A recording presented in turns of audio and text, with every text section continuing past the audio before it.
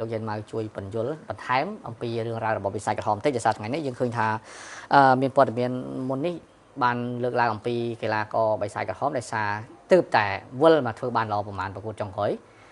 បែរជាមានការថាព័ត៌មានថានឹងអវត្តមានកីឡាករសំខាន់ដល់តែ3 4នាក់ក្នុងនោះមានខ្សែប្រយុទ្ធអ៊ីមបាប៊ូផងហើយមានកីឡាករសេស្កូយ៉ាងជាដើមអញ្ចឹងលោកយានមកយល់ដឹងទេថាតើមូលហេតុទាំងអស់ហ្នឹងមានកីឡាករណាខ្លះហើយមានរឿងរ៉ាវយ៉ាងណាខ្លះតាក់ទងជាមួយនឹងការអាចនឹងអវត្តមានកីឡាករ3 4រូបនេះបាទអរគុណច្រើនតាក់ទងទៅនឹងរឿងបញ្ហា Man U នេះបើយើងនិយាយរាល់ថ្ងៃប្រហែលជាវាមិនខ្វះរឿងនិយាយទេលោកសេរី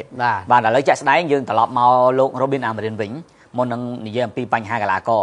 លោក Robin Amarin ឥឡូវនេះត្រូវបានអ្នកសារព័ត៌មានរៀងលើកជើងវិញហើយ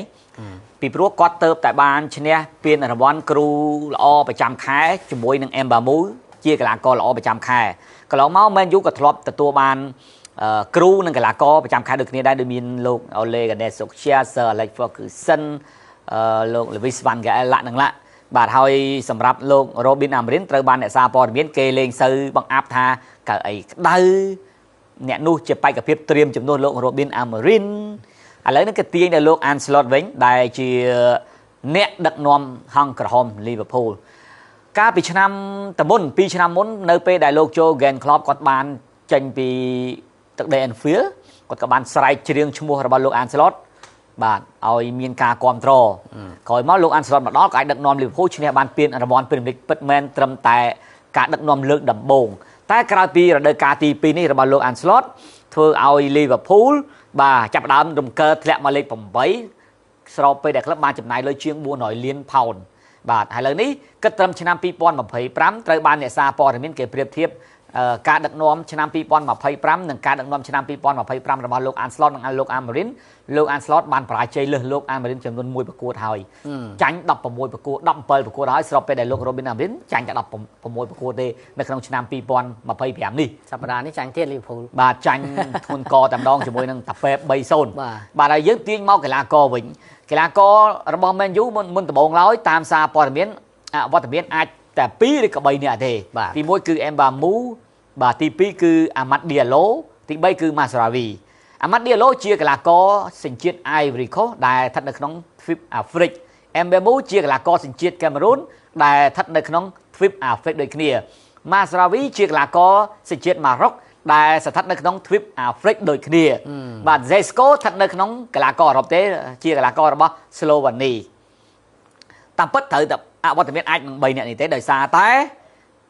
នៅខែ12ដល់ខែ1នៅអាហ្វ្រិកគេមានការប្រកួតពានរង្វាន់ Africa Cup of Nations ដែលពានរង្វាន់ពីទ្វីបនោះគឺដូចជា2ឆ្នាំម្ដងឬក៏4ឆ្នាំម្ដងអធិស្ឋានខ្ញុំមានភ្លេចដែរបាទចំខែ12និងខែ1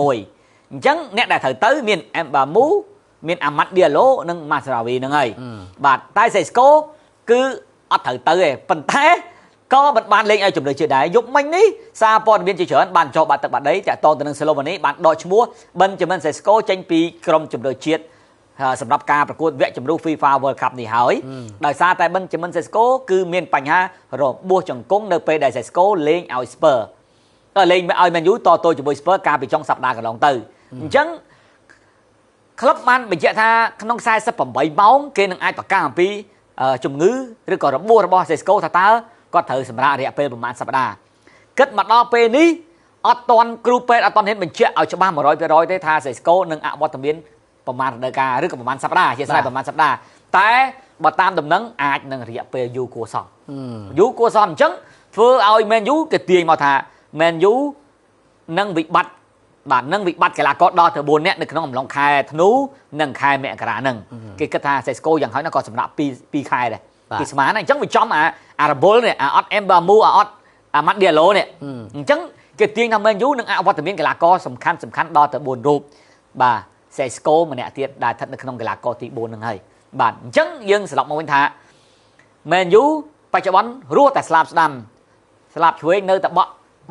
គ្មានលំនឹងច្បាស់លាស់តែស្ដាំគេបក់មានលំនឹងច្បាស់លាស់អញ្ចឹងនៅពេលដែលបាត់ស្លាប់ស្ដាំ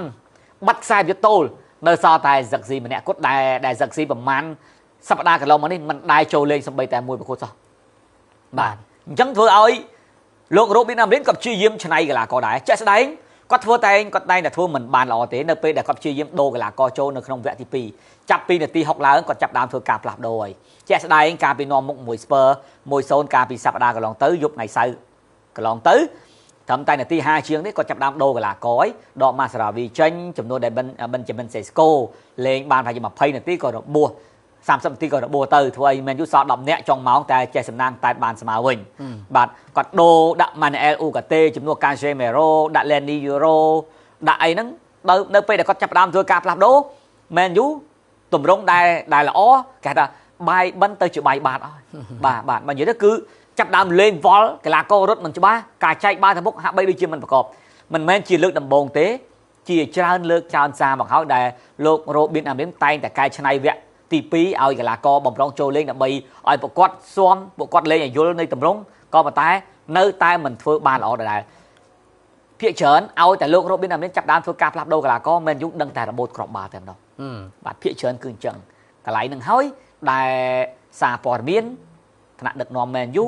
អ្នកគ្រប់គ្រង Man U ខ្លាំងជាងគេគឺដាក់ក្តីព្រួយបារម្ភចំពោះបញ្ហានៅពេលដែល Man U អវត្តមានកីឡាករដល់ទៅ4រូបក៏ប៉ុន្តែ Man U ចាប់ដើមមានលក្ខខណ្ឌមួយលក្ខខណ្ឌនោះគឺក្លឹបបានធ្វើការស្នើសុំទៅក្រុមជម្រើសជាតិ Cameroon បាទនៅក្នុងអំឡុងខែ12ដែលចាប់ដើមប្រកួតដំបូងហ្នឹងគាត់សុំឲ្យ Mbamou បន្តនៅលេងឲ្យ Man U ពីប្រកួតសិនដូចជាប៉ះ Bournemouth និង Aston នេះមុននឹងធ្វើការហោះទៅកាន់អាហ្វ្រិកបាទអញ្ចឹងគេថាប្រកួតដំបូងហ្នឹងកាមេរូនអាចធ្វើបានល្អហើយអញ្ចឹងគេសំណូមពរគេត្រៀមណាគេត្រៀមសំណូមពរឲ្យកាមេរូនយកយល់ថា Man U នឹងស្នើសុំឲ្យ Mbamou ជួយពីប្រកួតសិនចាំហោះទៅទ្វីបអាហ្វ្រិកកន្លែងនេះលោកសេរីតប្រហែលជាគាត់ថាប្រសិនបើក្លឹបមិនឲ្យ Mbamou ទៅបានអត់មិនឆ្ងល់ចឹងហ៎បាទ